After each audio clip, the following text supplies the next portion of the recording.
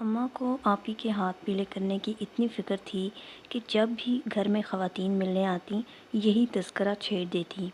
میری نیاز بیوی اب تو 17 برس کی ہو رہی ہے، ابھی تک کوئی ڈھنگ کا رشتہ نہیں ملا۔ بہن، اگر آپ کی نظر میں کوئی اچھا گھرانہ ہو تو بتانا۔ دعا کرنا میری بچی عزت سے اپنے گھر کی ہو جائے۔ خود بھی دعا کرتے کرتے ان کے لب سوکھ جاتے۔ تبھی میں سوچتی کہ آپی کی عمر اتنی تو نہیں ہو گئی جو اماں نے خود پر چین و سکون حرام کر لیا ہے۔ جانے ماں کو بیٹی بیانی کی کیوں اتنی جلدی پڑ جاتی ہے۔ بیٹی بیچاری تو یوں بھی پرایا دھن کہلاتی ہے، آج نہیں تو کل اسے بابل کے گھر سے چلے جانا ہی ہوتا ہے۔ بالآخر وہ دن بھی آ گیا جب آپی کے لیے ایک مناسب رشتہ آیا، بات چیت طے ہو گئی۔ تبھی امی نے سکھ کا سانس لیا۔ جس دن نازو آپی کی شادی ہوئی وہی نہیں، ہم سبھی بہت خوش تھے، لیکن جب وہ رخصت ہو گئیں مجھے احساس ہوا کہ لڑکی کی شادی ہو جانا کوئی ایسی خوشی منانے والی بات بھی نہیں، وہ تو پرائی ہو گئی، پھر تو مہمانوں کی طرح کبھی کبھار آتی ہیں۔ شادی کے بعد آپی واقعی پرائی ہو گئیں۔ اب ان کو دلہا بھائی 15 روز بعد اتوار کے دن ہمارے گھر لاتے اور میں یہ دن انگلیوں پر گنتی تھی۔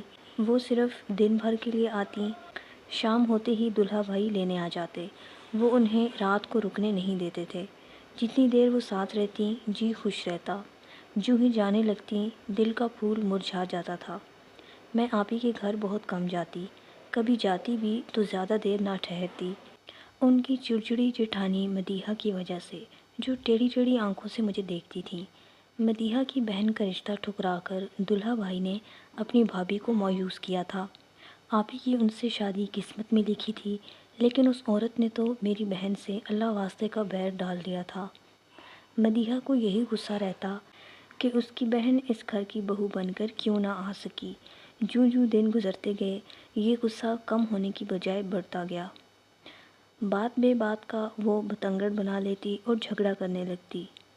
ساس کو اس کی عادت کا علم تھا، تبھی وہ چھوٹی بہو کی طرفداری کرتی تھیں جس پر مدیحہ کو سخت اہانت محسوس ہوتی۔ اللہ کی دین، آپی کو شادی کے 1 سال بعد اس ذات پاک نے بیٹے جیسی نعمت سے نوازا۔ اشر کی پیدائش کے بعد آپی کے گھر خوشیاں ٹوٹ کر برسیں۔ ساس ان پر واری صدقے جا رہی تھیں اور شوہر بیوی اور نومولود بچے کے گرد پروانے کی مانند گھوم رہے تھے۔ ننھے اشر کی وجہ سے وہ سسرال میں یوں جگمگا اٹھی تھیں جیسے ان کے گھر کا چاند ہوں۔ جس خوشی کے لیے آپی کے ساس سسر ترس رہے تھے وہ خوشی نیاز آپی سے ان کو ملی تھی۔ دلہا بھائی کے بڑے تینوں بھائی بے اولاد تھے، 2 لاہور میں رہتے تھے اور تیسرا بھائی دیہات میں ہوتا، تبھی اس کی بیوی ساس سسر کے پاس رہتی تھی۔ اشر کی پیدائش پر انہوں نے پوتے کی خوشی میں دل کھول کر خیرات کی کہ مدتوں بعد یہ ان کی مسرتوں کا پیام بنا تھا۔ دادا دادی نے عقیقے اور رت جگہ پر اس قدر خرچ کیا کہ سارا شہر دنگ رہ گیا۔ آپی پر خدا کی رحمتوں کی برسات ہو رہی تھی اور ادھر جیٹھانی کے دل پر وحشت برس رہی تھی۔ اب تو وہ گھر میں ایک بجھے ہوئے دیے کی مانند تھی، کوئی اس کی جانب توجہ بھی نہ کرتا تھا۔ اس بات نے مدیحہ کو جلا کر راکھ کر دیا تھا، گویا آپی کی وجہ سے اس کی گھر میں اہمیت باقی نہ رہی تھی۔ وقت گزرنے کا احساس بھی نہ ہوا اور اشر سال بھر کا ہو گیا۔ یہ اس منحوس دن کی بات ہے کہ دادا دادی اپنے اکلوتے پوتے کی سالگرہ منانے کی خاطر شاپنگ کے لیے گھر سے نکلے تھے۔ سالگرہ میں 1 دن باقی تھا۔ اشر نے رات بھر آپی کو جگایا تھا کیونکہ اس کی طبیعت ناساز تھی۔ آپی کا بیڈ روم چھت پر تھا، دوپہر کا وقت تھا۔ آپی اوپر جا کر پلنگ پر بیٹھتے ہی سو گئیں۔ جیٹھانی کچن میں تھی، جیسے زخمی ناگن تاک میں رہتی ہے۔ مدیحہ نے مٹی کے تیل کی بوتل اور ماچس لی اور دبے پاؤں چھت پر پہنچی جہاں اپنی خوابگاہ میں میری نازوں پلی بہن رات بھر کی بے خوابی سے چور بیٹے کے ساتھ بے خبر سو رہی تھی۔ اس بے خبر کو کیا پتہ تھا کہ مدیحہ اجل کا فرشتہ بن کر دبے پاؤں اس کے کمرے میں آ گئی ہے، وہ اس کو موت کی نیند سلانے آئی ہے، ورنہ اس روز اپنی اور اپنے لختے جگر کی زندگی بچانے کو کبھی بھی خود کو نیند کے حوالے نہ کرتی۔ مدیحہ نے اس کے پلنگ کی چادر کے اطراف مٹی کا تیل چھڑکا اور پھر ماچس کی تیلی جلا کر چادر پر ڈال دی۔ شعلوں نے بھڑکنے میں سیکنڈ بھی نہ لگایا۔ تپش کے پہلے وار پر ہی آپی کی آنکھ کھل گئی۔ خود پر شعلوں کو لپکتا دیکھ ان کے منہ سے چیخ نکل گئی۔ مدیحہ سیڑھی میں کھڑی تھی، دیورانی کی چیخ سن کر جلدی سے سیڑھیاں اتر کر غسل خانے میں گھس گئی۔ پڑوس کی چھت پر ان کا بچہ گیند اٹھانے کے ارادے سے آیا تھا۔ اس نے جو چیخ سنی، بھاگ کر مندیر کی جانب آیا اور دوڑتا ہوا نیچے گیا اور ماں کو بتایا کہ دلہن آنٹی کو آگ لگ گئی ہے۔ ملازمہ چھت پر دوڑی آئی۔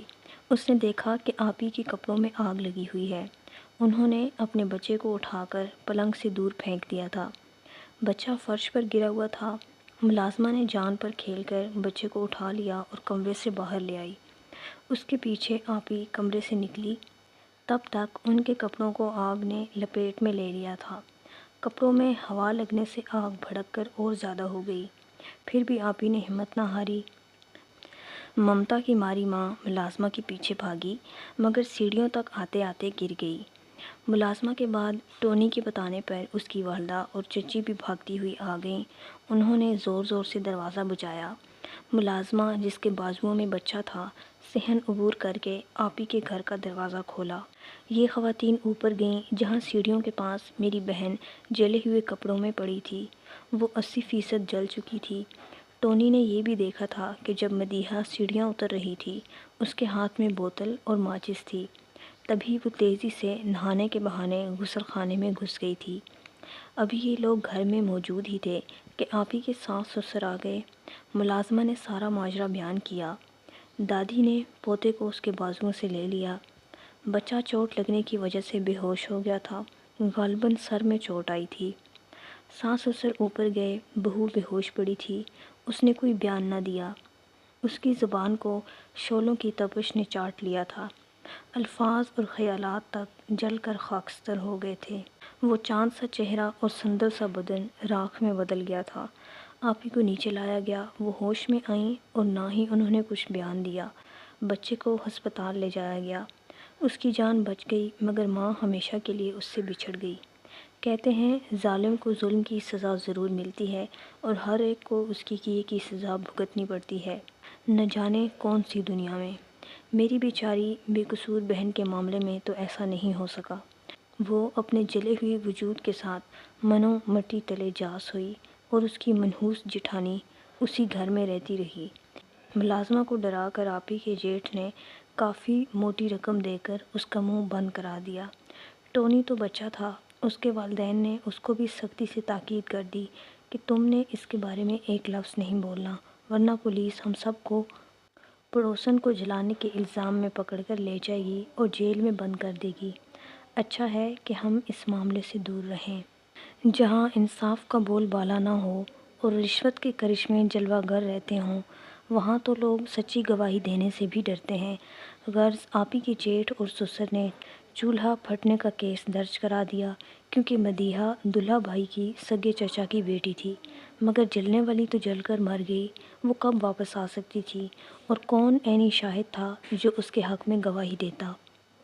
ایک محبت کرنے والا شوہر غمزدہ تھا، مگر وہ تو حادثے کے وقت پردیس میں تھا۔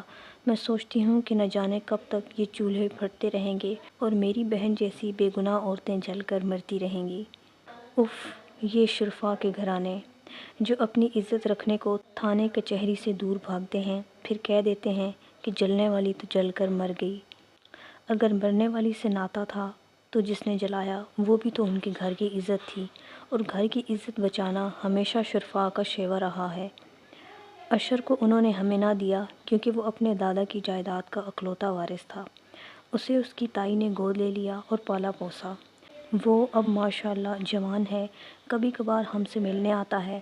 جب بھی اس کی صورت دیکھتی ہوں، آپی کی نقوش کی جھلک نظر آتی ہے۔ آپی کا پیار بے اختیار یاد آ جاتا ہے۔ سوچتی ہوں کہ اگر اس دنیا میں انصاف نہیں تو اللہ کے گھر میں ضرور ہوگا۔